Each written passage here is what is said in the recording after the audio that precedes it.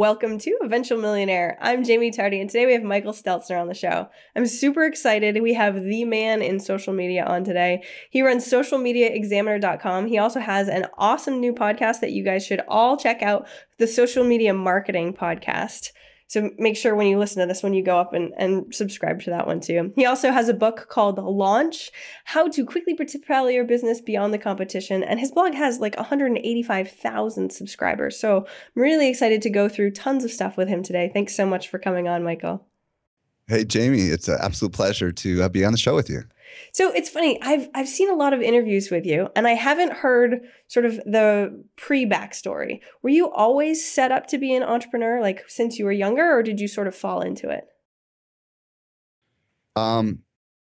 That's a great question.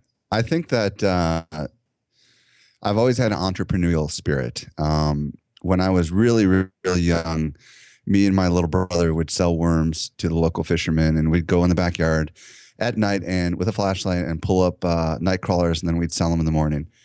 And that was kind of like the first thing, you know. And when I was in college, way back in the day, I used to sell 5 1/4-inch floppy disk drives. Floppy disks. So I would buy them, and then I would resell them on bulletin boards with little tear sheets, you know, where you can buy these things. I even had a software company that lasted for like 2 months called Elysium Software, which was just taking games that were open source free games and repackaging them and selling them. So I had a lot of, you could, and I was also a video game developer as a kid. I actually developed a video game for the Atari 2600, and it was about to go live. And I was about to sign a contract, and then the company went out of business, believe it or not. So how old were you? That's crazy. I was probably 14 or 15, and I thought I was destined to be a video game designer. And I went to San Diego State as a computer science major with the intent in 1986 of becoming a video game guy. But back then it wasn't cool. And they were all nerds with, the tape on their glasses. No, we're cool. I'm a geek too. No, we're cool. Be quiet now. So awesome. I switched to business, and then they were all preppy crazies. And I said, oh my gosh, I'm going over to speech. So I ended up in the speech communication program, and I've had a lot of businesses. So yeah, as a matter of fact, I think what really started it all was when I was wrongfully terminated from my job back in the mid 90s. And I was forced to go out on my own as a gun for hire, and I started Stelzner Consulting. And that was a creative services agency. Wow. How old were you then? Gosh, I don't know. I was born in, let's see. I was about 30. Really? I was about 30 then. And that's when I really started experiencing success, because I had only been in the corporate world for a couple of years. I'd learned product marketing skills, and I began going to work for a lot of big companies. And this is back when web design was becoming popular, and my company eventually did web design. And I eventually started getting really big name clients, and things really exploded. So, and then eventually I went into Whitepapers, and that was a whole space, and I wrote a book on that, and now I'm in social media. See, and what I loved is when I was listening to a previous interview with you is that when you started Social Media Examiner, you had only had about 6 months worth of social media really learning. And I thought that was crazy to go start a business when you were kind of an expert with 6 months compared to probably most of the other people, but still that's not very much. How did you even pick social media? Well, I knew, this is the thing. I knew that when my prior thing was the white paper business, and I was an expert in that. And I was being paid a lot of money to write these documents for big business, but there was a limit to how far Michael Stelzner could take himself. So I knew when I started this new thing that it was neat to be in a space where I didn't know a lot. And I thought to myself, if I can take all the knowledge that I've gained over all the years of having different businesses, and if I can instead shine the light on other people and give them a platform upon which they can showcase their expertise, and you got to realize back in 2009, social media was beginning to explode. And that's when we started in 2009. This is just, as Twitter was going crazy and Facebook was going crazy too. So I noticed that the most popular stuff everybody was talking about in the world of marketing was social media. So I thought, okay, let's go into that space. I had some friends who knew some things, and they helped connect me with other friends who knew some things. And we kind of all came together and we created a movement. That's awesome. I love how you talk about a movement because that's what it seems like. It seems like Yeah. you got huge really fast when you went ahead and did this. Do you have any tips or any advice for someone else who's starting to try and do the same thing as you?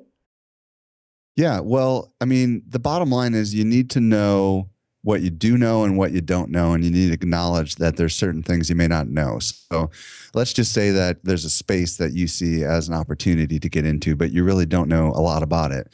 Well, you better figure out how to know something about it. And what it really comes down to is doing the kinds of things that you're doing, Jamie, with me right now.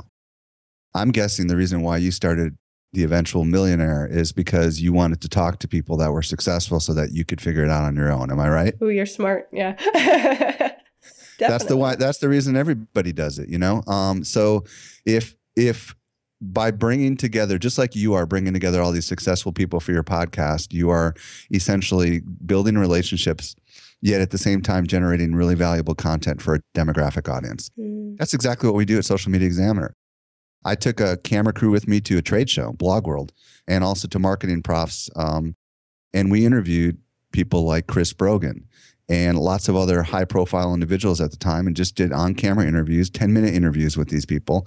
They'd never, ever even experienced anything like this. There'd been nobody really in the social media space that had brought that kind of professionalism to the space before, and they were blown away by it. And like you, I have an interview skill, and anybody can really do it. So it's about building relationships. My piece of advice to anyone listening right now is that the most important thing to getting a business off the ground is to first develop relationships with people before you ever start.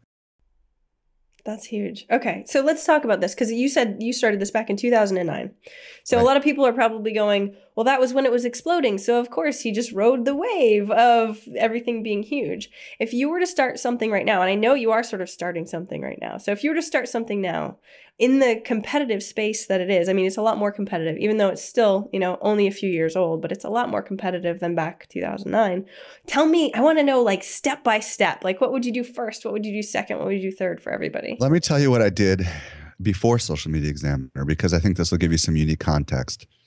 I realized that white papers were a hot industry, and I had written a couple of them. So I had gotten my feet wet and a white paper is a sales document that's used by businesses to sell, expensive or complicated products and services. And I began to do some research on the web, and I said, oh my gosh, look at all the other people that are writing white papers. Oh, forget it. I'm not going to go down that road. But then in my mind, it clicked, and I'm like, oh my gosh, this is marketplace justification. Because what does it show me? It shows me there's others out here already having successful businesses just doing this one thing. So what did I do? I reached out to all my competition, and I said, hey, I'm starting something called White Paper Source, and I would love it if you'd be willing to talk to me a little bit about what you do.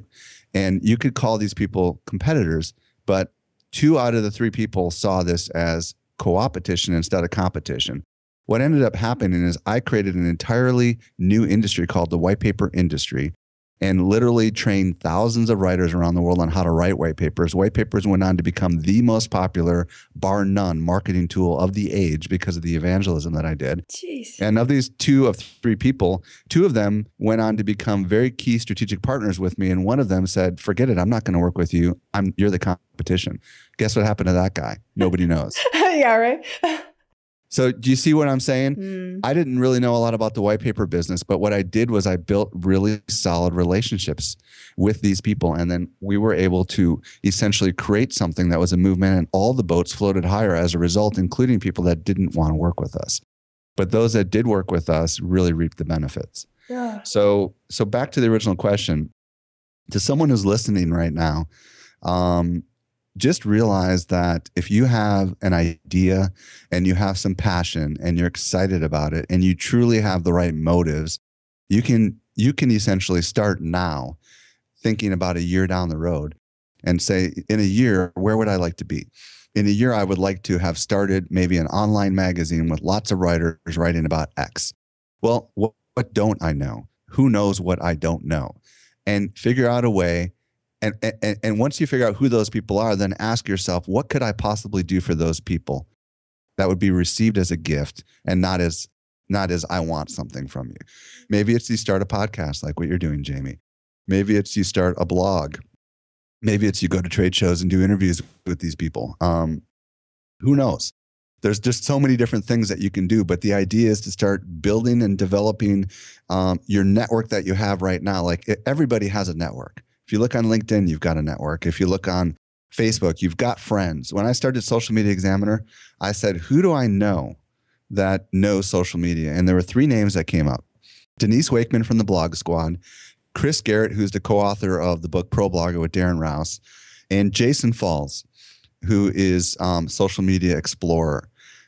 Jason Falls, it turned out, was one of my fans back when I was the white paper guy because he wanted to learn about white papers.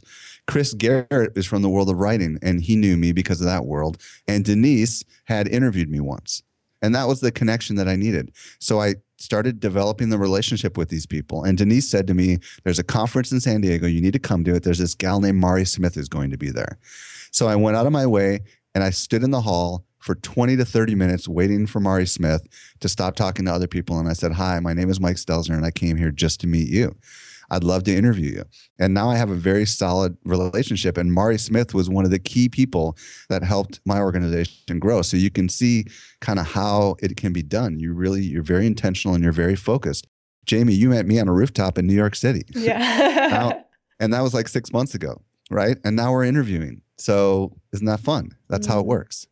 Perfect. Well, and what I'm wondering too is going back to like the white papers or for Social Media Examiner, did you know in advance that it was going to be huge? Did you have this grand vision of exactly what it was going to be, or were you just sort of testing the waters and seeing where things might go? In both cases, I knew. In the case of White Paper Source, I knew that if I could, my goal was to self-publish a book on white papers, but to have a baked-in audience. And I did. I had like 25,000 people on my newsletter about white papers, and I had the portal that everybody went to. So I had a plan. The plan was to get other people to write articles, to distribute those articles via newsletter, and then eventually get those up on a website, and then eventually have a forum on it, and then eventually publish the book, and the book would be a bestseller, and it was. You know what I mean? And then take it from there, and then do conferences and classes and speaking and corporate training. That's exactly what I did. So with Social Media Examiner, I had a very similar plan.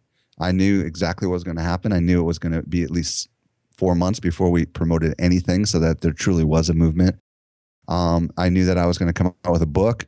I knew that if I could go into a super crowded space like social media and become one of the princes, not one of the kings, but one of the princes, in a very short period of time in a super crowded space, that I would be able to come out with another book that would be a huge hit because I will have done it twice. And the thing is, a lot of people do say to me, Jamie, well, look, you're successful because you were on a hot trend, social media. Well, I say, who else has done it? Yeah. I can't think of anybody. There's Mashable. They were there first, but there's no one else doing what we're doing. Yeah, there's some smaller sites that are out there, but don't let the fact that it's a hot trend, and don't let the fact that there are lots of people doing it stop you, because I came in and essentially took this marketplace by storm, and nobody knew who I was.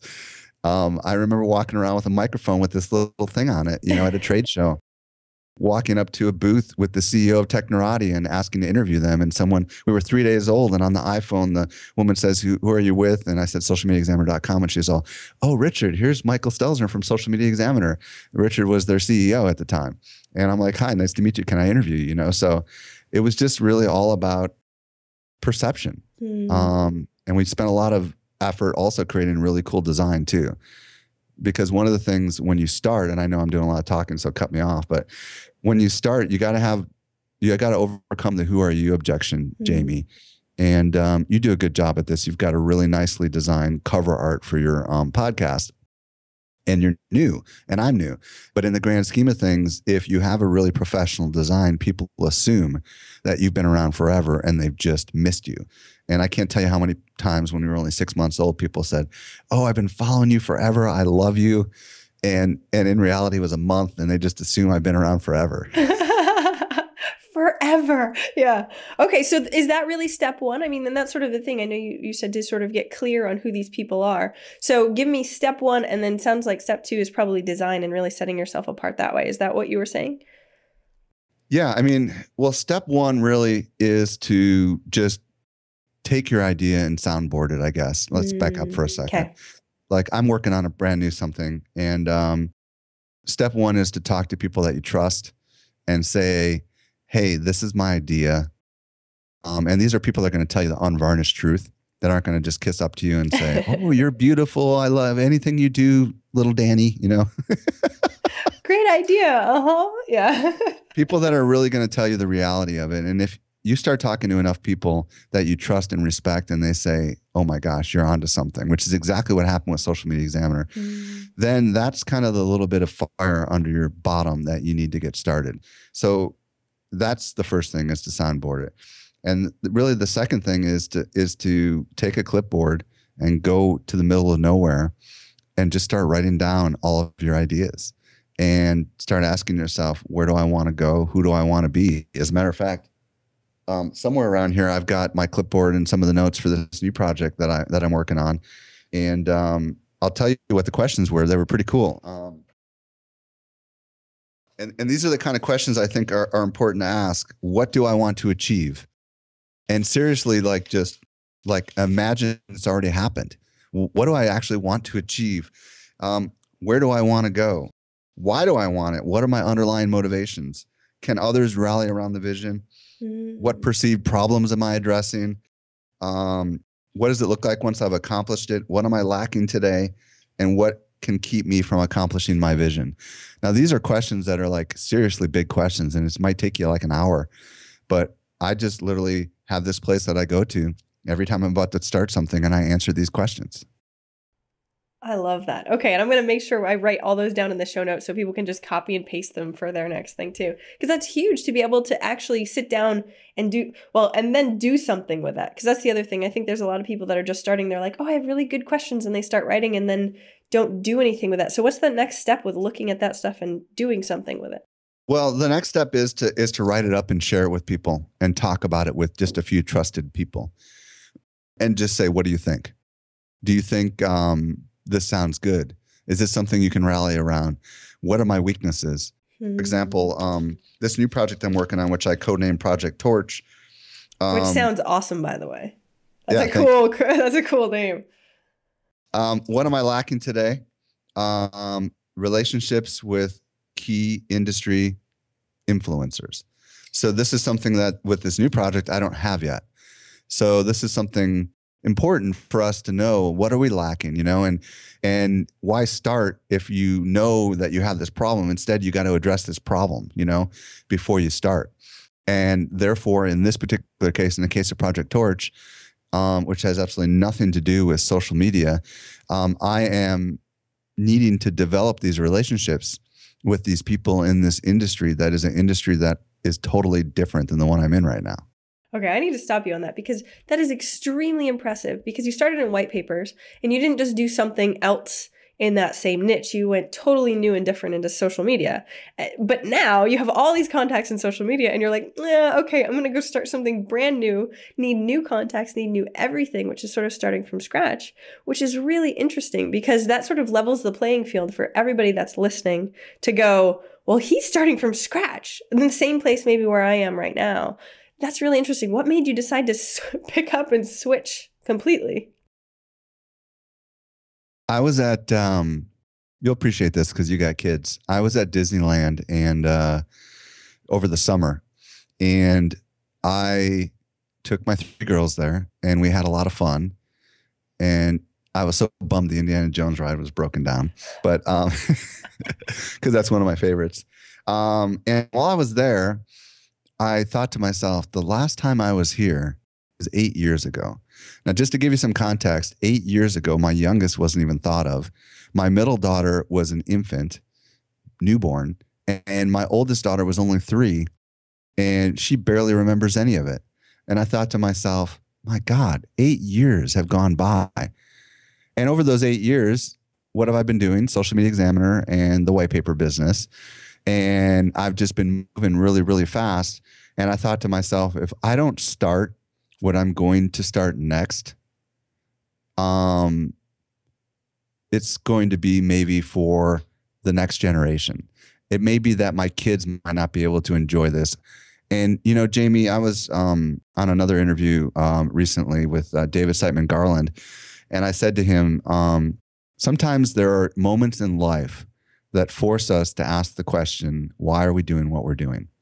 And typically those moments in life happen either when there's some sort of a death in the family, or 9/11, you know, one of these kind of, we're shocked out of our normal way of living and we're asking, what will we do next? And other times it's just the realization that we won't be here forever. And it's the realization that, and sometimes it's kids, and even if it's other people's kids, it's when you don't see their kids for like 2 years and they're like 2 feet taller. You're like, oh my gosh. So I'm at the point right now where there's something that I always wanted to do that I'm not doing right now. While I love what I'm doing and I will continue what I'm doing, this something new that I'm calling Project Torch is where my true passion lies. And it wasn't until I went to Disneyland that I realized it. That's an incredible story. Oh man. So, I mean, I love what you're saying, that, you know, time passes either way, whether you're doing those things that really matter or not, which is huge. But I'm really excited to find out what this is, because if you've been passionate about this forever, you know, disregarding white papers and Social Media Examiner, I really want to know, which I'm sure we won't get to divulge on this interview, even though it would make a great interview, let me just say. Someday in the future. I'll have you back on. Maybe you can release it. But yeah, I think that's really huge. So it matters to you, and that's why you're going to go ahead and pick up again when you don't really have to. I mean, you're doing well with Social Media Examiner and all that. It's more a passion project. That's awesome. Yeah. And, you know, with the white paper business, I was extremely successful. I had businesses, all the biggest businesses in the world, Microsoft, FedEx, Dow Jones, Motorola, they all wanted to work with me. They were lining up to work with me. And when I started Social Media Examiner, it was an experiment, but it became so big and so exciting, and I loved it so much that, you know what I did? I went and I deleted the website for the other business and shut it down. Okay, why? Because I just wanted to just say I'm done with it. Wow. And I had ranked number 1, number 2, number 4, and number 6 and number 7 for key phrases on Google for this particular thing that I was doing, and I deleted it. I cannot tell you how refreshing and rewarding it was.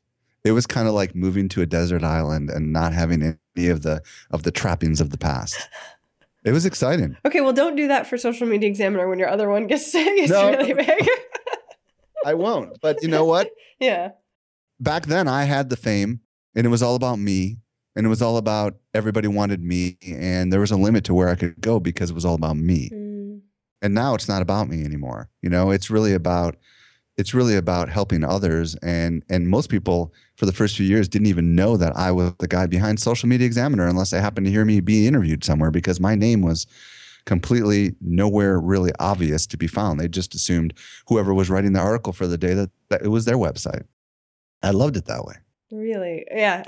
I'm seeing the picture of your little social media guy. And I'm like, is it supposed to look like? No, it's not supposed to look like you. No. Yeah, you're not on the site like at all, which is really interesting. So I remember when Rich started introducing us, I'm like, so who is he? I don't really know. I haven't seen him around, which is sort of amazing because you have a ridiculously huge website. It's not as though we shouldn't know who you are.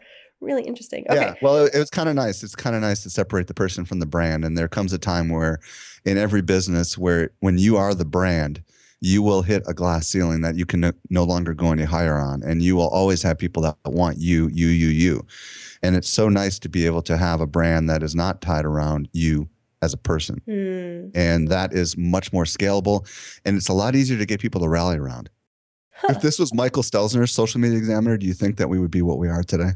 Ooh, I don't think so. That's a really good question. Okay, so let's actually, I know I want to get back to the step-by-step in just a second, but let's get into this because a lot of people, even David, I was chatting with David Siteman Garland the other day because I'm talking about how to interview down at New Media Expo. And he was saying, put more of yourself. If you want to interview, if you want to have be this person online, put more of yourself, pictures of yourself, not just drawings, that sort of thing, which is interesting because what you're sort of saying is separating that and making it more of a brand. And then you're just sort of the guy behind the brand. What do you suggest for new people starting out? Maybe they want a podcast or a blog or something like that. It really depends on what you want. At their core, some people want fame. I'm not there. I've had that. I'm done with that. You know what I mean? If you want fame, then sure enough, put yourself everywhere on it. And I'm not against it either. I mean, Pat Flynn has done a beautiful job of this, right? Mm. Pat Flynn has his picture of him and his son on his main Smart Passive Income website, and he is doing a great job resonating with that target audience that he's trying to reach. I think there's something to that, but I don't think it's necessary. In your case, it just depends what you're trying to do. Like if you're a consultant and you're trying to sell your consulting services, well, then it makes a lot of sense to have your name tied to it. Like I was Michael Stelzner's Writing Whitepapers blog, and that made a lot of sense because I was selling Michael Stelzner's services. But everybody oftentimes starts that way because that's the path of least resistance. But once you've done it and once you've realized that maybe you're overstretched or everybody wants you and you just freak out and that happens, maybe you have a panic attack. that may come because you can't manage it, and many of us can't. You may decide to start anew. And you may decide to start something that is got a lot more people that are supporting it. Like Social Media Examiner has about 100 writers and lots of people that are behind it and contributing to it. And it's not about one person. It's not about pumping up that one person's brand. It's about a platform for all.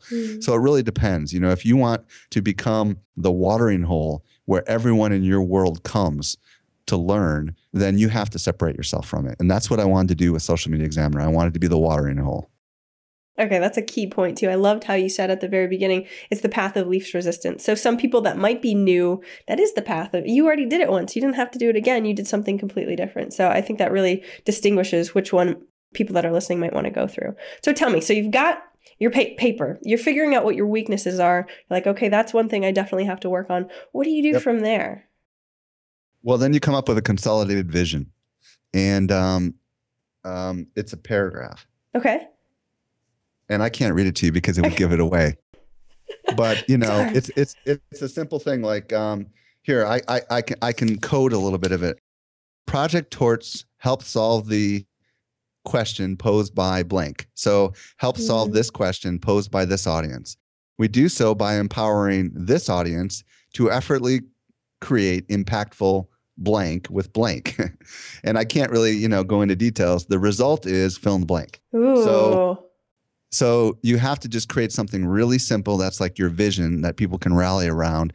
And then you just stick it up on the wall, and it helps justify all decisions that you make. And I'll give you a contextual example. In the case of Social Media Examiner, I knew that what I was building was going to be huge. And 5 times someone wanted five attempts to purchase Social Media Examiner happened. One when we were only 60 days old. I turned down every single one because I had a clear vision. Mark Zuckerberg is another great example with Facebook. His vision was to change the world, not so many words, to make a more open world. So it justified saying no to Yahoo to the $1 billion offer because he knew what his vision was. So when you have your vision, when things come by, you can quickly classify them as supporting or distracting. You need that though too, because there's so many decisions that you have to make every single day, especially as a new business owner, that having that there to guide you is really important. We have not fundamentally changed at all since the day we launched. Really? Because of the vision. Yeah, we're exactly the same as we were back then. I mean, the only thing we've done is we've expanded into different areas. Like we have physical conferences now, and we have our own social network now called the Networking Clubs, and we've expanded a lot of these things. But we are fundamentally the same as we were when we launched because the vision is crystal clear. And despite the thousands and maybe even tens of thousands of requests that we've got from people wanting to do things with us, because our vision is crystal clear, it was very easy to say no. Thank you. Okay. A lot of people, especially a lot of business owners that I talk to, need to make sure they're paying attention to that. What you just said, that is what they guide by. So that way they don't have to do 17. Because when you split yourself in this many different directions, you don't get anywhere. Okay. Yeah. And I guarantee you, Jamie, you know what I'm talking about. How many people have approached you wanting to do things with you or wanting you to do things with them? And the choices that you make are critical because it's going to have an impact and a ripple down the road because everyone watches. And once you open that can of worms, you can't put them back in the can. My blog was asked to be purchased after it was 60 something days old. And I was like, I just started. No. But yeah, it is one of those things, which is really interesting. So tell me from there. So you've got that crystal clear vision. You really are excited. You know that it's pretty much a really solid idea because you've gotten feedback from it. What do you do from that? How do you figure out what to do first and that sort of thing? Well, in the case of Project Torch, it's about identifying people that have the knowledge that the audience is interested in. And this involved, in our case, going to bookstores and looking at who the best-selling authors were in this particular category. This involved looking on iTunes to see who the podcasters were. This involved looking at blogs and finding blogs that seem to have a similar mission to what we're doing, so that we can begin to develop relationships. And we will leverage what we have right now to do that. So if you watch very carefully, there's hints everywhere that's been going on and will continue to be going on. Some of the guests that we'll be bringing on to the Social Media Marketing Podcast will be hints as to what's to come. Ooh, you're making a challenge for us. It makes sense. It makes sense to leverage what you have, to use that to build the relationships down the road, because it's very easy when you have a platform like you do or like I do to reach out to anyone in any niche and find an angle that's appropriate for your audience, but at the same time build a relationship for what you're doing next. Smart man. That's what I'm talking about and how to interview it. It creates relationships better than anything else I've ever known, which is amazing. Great that you're doing it too. It really does. Perfect. Okay. So the one thing though that I'm noticing as you're talking this is that your mindset is like, as soon as I decide I'm going to do it, it's done. And I think that's really interesting. So when we're going through, you're like, I have the crystal clear vision. I do this, I do this, I do this. There's no, oh, I don't know if it's good enough. There's no, and of course we're on a podcast, so it's easy not to. Of course that stuff happens. I'm human, but at the same time, what if Steve Jobs said, I'm really not sure the world is ready for a phone that allows you to touch all these apps? Or what if coveted iPhone. What if Walt Disney said, you know what? There's already amusement parks in Europe. We don't need them in America. Do you understand what I'm saying? What if Pixar said, you know what? We don't need computer animation. Let's just stick to the good old fashioned stuff. If there wasn't people that were willing to push the envelope and take the risk with the understanding that they might fail, then we wouldn't have innovation. So address the fact and accept the fact that this could fail. Social Media Examiner was an experiment. I was fully prepared for it to fail. If it failed, I'm fine. I keep my existing business operational. If it didn't fail and it continued to grow, I shut down that business. With this new thing, if it fails, well, it'll fail, but I know it won't. And the reason I know it won't is because once you do this long enough, you kind of know how to do what you do, and you get in the path of just applying all your knowledge and expertise into new areas. Do you ever get uncomfortable though? It seems like you said, you're like, yeah, I'm just going to do it. Do you do things, especially with this new, you've done it 2 times before, this new project, are you getting out of your comfort zone at all? Or does it feel like it's old hat now? It's always a new experiment. It's just like anything else. And it's an adventure. It's like I've got this natural curiosity to see what it's going to be like in this new, it's kind of like a lot of people that retire and they get into art. You know what I mean? And for the first time they pick up a paintbrush and they realize, oh my gosh, I've got this latent talent I never developed, and I did it when I was a kid. And all of a sudden you get these artists develop because they decide to go out and just try it. So yeah, I mean, I know I don't even remember what you said with your question, but I hope I answered it. I don't know if I did or not. Yeah, well, it's just really interesting the way that your path goes. It seems like you're just ready to go gung-ho no matter what. Like it seems like you're that's the type of guy you are, no matter what. I am that kind of guy. I am that kind of guy. Once I'm sure of what I want to do, I say, let's do it. And I'll give you a quick little example. Back when I was the white paper guy, I was going to do a physical conference, and I'd done other smaller conferences. And I reached out to all the big high profile writers in this space, like Robert Bly and Peter Bowerman and Steve Schlonwhite, who are all big writers. And I said, I want to do something in Chicago, and I want to do a conference. And Bob Bly, who has written like 50 books, said, I don't want to go to a conference. Every time I go to a conference, everybody feels like they own a piece of me because they bought a ticket. And I said, all right, Bob, let me get back to you. So I decided, all right, why don't I do a virtual event? And because he said no, I said, all right, well, let's do it online. Let's do a virtual event online. And what was born was Copywriting Success Summit. And Copywriting Success Summit became White Paper Success Summit and Social Media Success Summit and Facebook Success Summit and Small Business Success Summit. It's been the core business model that's funded everything. So pretty exciting, huh? I mean, you gotta just decide to go with it. And when you hit a barrier, then you decide to move left or right, but don't give up on the vision. And that's what I did. I decided I was going to do an event, but because Bob Bly said, forget physical events, I started virtual events. And now look what happened. You never know. More than 20,000 people have come to my virtual conferences. And we probably arguably have some of the largest paid virtual conferences in the world. Thank goodness he said no, right? Yeah, absolutely. Imagine where you would be. Excellent.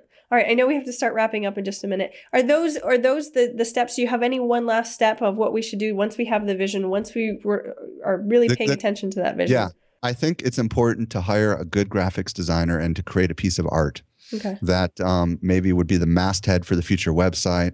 And if you look at everything that I do, like all the events that we do have amazing art, our website has amazing art. And just by developing that piece of art, and showcasing that piece of art to people that might want to get involved with it, it shows people that you're serious. You know what I mean? It's like, wow, this is stunning is the hope, you know, when they look at that piece of art and they'll be like, I want to be behind that. Once you've got a little bit of a track record behind you because you've done other things, it's very, very easy to essentially show other people what you've done and have them rally behind you and go with you. And sometimes a little piece of art is all you need. I mean, we could talk all day long about this kind of stuff, but my hope is that someone listening right now, you know, is saying to themselves, all right, maybe I should talk to some of my friends that I really trust and just share this crazy idea that I have in the back of my head. And maybe even talk to people that I know are skeptics. And if they all say, oh my gosh, you're really onto something, then maybe I should just take a half an hour to an hour and drive to middle of nowhere with a clipboard and start writing down what my vision is. And then just slowly but surely keep working on it. Do not stop. You need to have momentum. One of my concerns is if I don't keep working on Project Torch, I know I'll get distracted by other things. So I'm forcing myself to have milestones that I'm trying to reach regularly so that I can keep moving forward with it. Good to know you get distractions too. Perfect. Big So good. So to wrap up, because I know you got to get going too, the last question I always ask is what's one action that listeners can take this week to help move them forward towards their goal of 1 million? Man, I practically answered it already. I know, right? Do what you just said. One action that I would suggest you take this week is to literally just grab a clipboard and a piece of paper and say to yourself, where do I want to be in 5 years? And write it down with a pen and write out as much detail as you can. And then what I want you to do next is ask this question. Act like you've already been there and you've achieved it in 5 years. Say, what did I do just before I achieved it? So let's say the goal was to become a millionaire, or let's say the goal was to have a New York Times bestseller or whatever. What did I do just a month before that happened? And okay, let's say it was this. Let's say it was, got on Oprah. I don't know. What did I do to get on Oprah? And just start working all the way back to the present. And guess what you'll have? A map. Perfect. A whole plan. I love that. Thank you so much for coming on today. Tell us where we can find you online. I know you're in tons of social media places, so go ahead and tell us where we can find you, where your podcast is, so we can download that too. Socialmediaexaminer.com/podcast. You can find me on iTunes, Stitcher, everything. And socialmediaexaminer.com is where you'll find, everything. So thank you. By the way, thank you, Jamie. This was really fun. I mean, I don't get to talk about this kind of stuff very much. And I really do hope that people, take some of this stuff to heart and actually make something happen. Definitely. And guys, leave a comment and let us know how much you love Mike and how much you'll be able to, what the next steps are that you're going to be doing. And if you actually did write out anything, give us some updates on that too. Thank you so much for coming on, Mike. I really appreciate it. Hey, thank you. I hope you really enjoyed that interview. Mike had some awesome tips, especially for if you're just starting something new. Now, check out my new site. It's been up for about a month or so. I didn't realize that I didn't have Facebook or Twitter buttons on it. So now if you go to eventualmillionaire.com, click on the blog. Over on the right, you'll see to link up to Facebook and Twitter and the RSS feed. So I post all the millionaire interviews on there, so you can always get updates that way every Millionaire Monday. You can also sign up for the top 3 successful habits of all millionaires. So I hope you have an amazing week. We're getting really close to 2013, and have a great holiday. Whether you celebrate Christmas or Hanukkah or whatever you celebrate, I hope you get to spend some time with the people that you love. Take care.